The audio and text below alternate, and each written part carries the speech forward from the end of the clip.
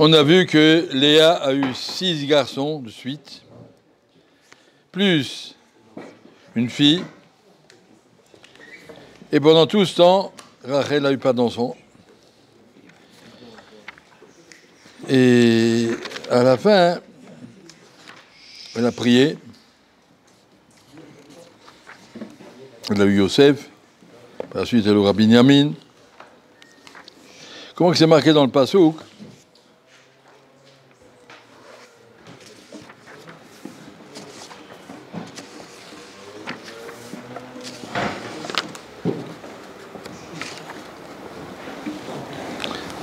Vayizkor Elokim et Rachel, Vayishma Elea Elokim, Vayiftar et Rachma. Quand le Shbour s'est souvenu de Rachel, de toutes les mitzvot qu'elle avait fait d'Irachi, alors il a écouté cette fille-là et il lui a ouvert son rechem, sa matrice, elle a pu devenir enceinte. Vatar est tombée enceinte, Vatelet Ben, elle a eu un fils. Écrit dans le Raval Shir, c'est pas marqué, car quand je vois écouter cette fille-là, il s'est souvenu de ses mitzvot. Il s'est souvenu de ses mitzvot. Et après, il a écouté la fille-là. Pourquoi? Quand Hachem s'est souvenu de ses mitzvot, c'est devenu une situation où, effectivement, Rachel mérite des enfants. Mais pour qu'elle les reçoive, il faut prier. S'il n'y a pas la fille-là, même si tu mérites, tu ne l'auras pas. Il y a des choses qui sont nécessaires, justifiées. Tout le monde connaît la première pluie qu'on a eue dans le monde. Kilo imtir Hachem Elohim ala haaretz. Vadama in lavota adama. Tout au début du Chumash, c'est marqué quand Hachem a créé le monde, il avait besoin de la pluie. Il a marqué que l'herbe et tout, la végétation qu'Hachem avait créée était restée au ras du sol, il ne pouvait pas grandir parce qu'il n'a pas plu. Et pourquoi Hachem n'a pas envoyé la pluie? Adama in lavota adama, personne n'était là pour prier. Que de jour on envoie la pluie que si on demande. On a ici des halakhot particulières sur Tfilat HaGeshem partout.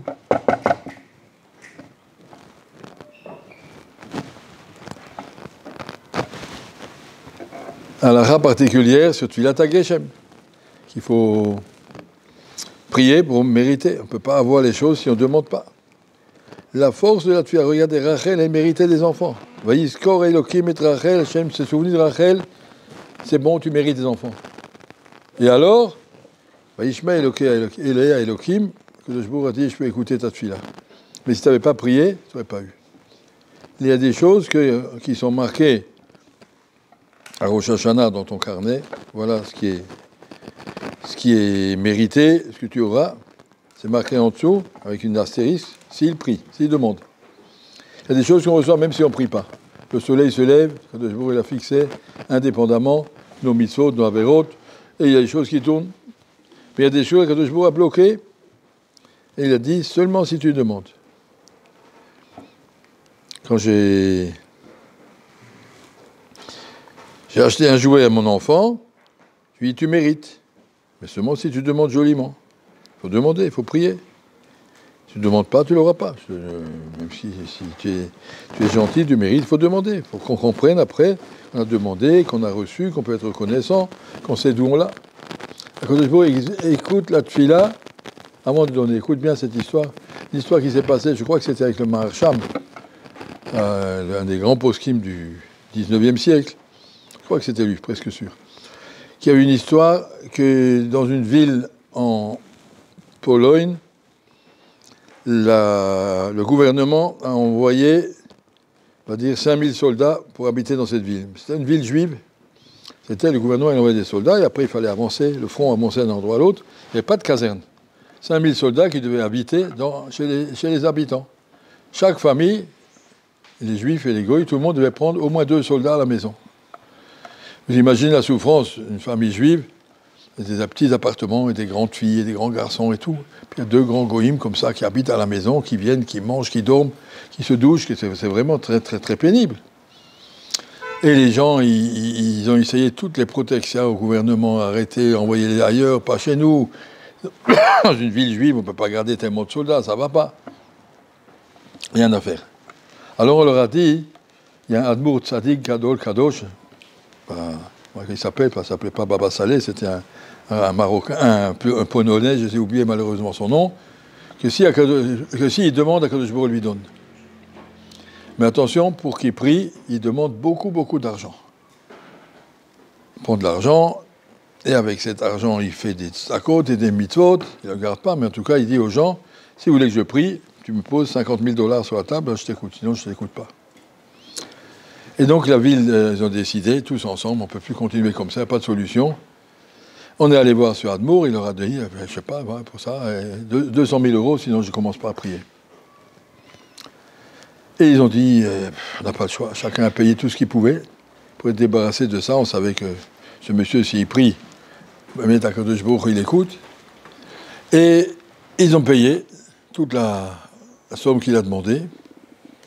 Et le lendemain, ils ont reçu un télégramme du gouvernement. La garnison continue, l'armée continue au village suivant. Ils sont tous sortis. Voilà, cette fille-là a servi tout de suite. Et après, ils ont remarqué que le télégramme était parti avant que ce monsieur ait prié. Donc c'est pas Tatfila qui a fait ça. Donc ils sont allés rembourser nous les sous. Ils n'avaient rien fait. C'est venu après la bataille. Et le Rav leur a dit, c'est grâce à Matfila que c'est arrivé. Ah non, pas grâce à Tatfila, regarde, le télégramme était parti avant. Alors ils sont allés en Din Torah chez le Maharsham, je crois que c'était Maharsham.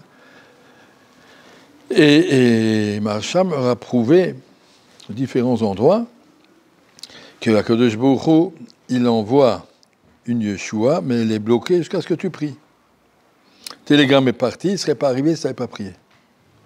C'est le score de la tfila qui ouvre les choses. S'il n'avait pas prié, vous ne l'auriez pas eu. S'il a prié, la Yeshua, elle arrive encore avant que tu crois. Tu es au coin de la rue, tu attends un autobus. Bon, monsieur l'homme, je suis très très pressé, je t'en supplie, envoie-moi un bus. Hachem, il t'écoute, le bus arrive. Ben, il arrive, c'est qu'il était déjà parti avant. Avant que tu commences à prier, il était déjà là. Mais il ne serait pas venu. C'est resté ailleurs. Ta tfila, elle sert alors même rétroactivement, qu'on va dire. C'est ça qu'il y a eu avec Rachel ici. On voit que Akadosh Baruch Hu a dit à Rachel, c'est bien, tout est prêt. Mais il faut que tu pries. Si tu pries, comme Mistader. Le corps de la tfila, Akadosh Baruch Hu a dit, j'attends. Akadosh Baruch Hu, comment c'est marqué, mitave, le tfilatan tzadikim. Il a marqué pourquoi nos imahot étaient tellement longtemps sans enfants, une après l'autre. Akadosh Baruch Hu mitave, Akadosh Baruch Hu veut entendre les tfilot des tzadikim. Akadosh Baruch Hu, il crée des souffrances pour qu'on prie. Et le but, c'est la tfila. Et la tfila amène la Yeshua, et la Yeshua amène un remerciement. On a un kécher avec Akadosh Baruch Hu, sinon c'est souffrance inutile. Akadosh Baruch Hu veut qu'à travers la souffrance, on apprenne à prier, à travers la tfila, on arrive à la Yeshua. C'est le corps de tfila.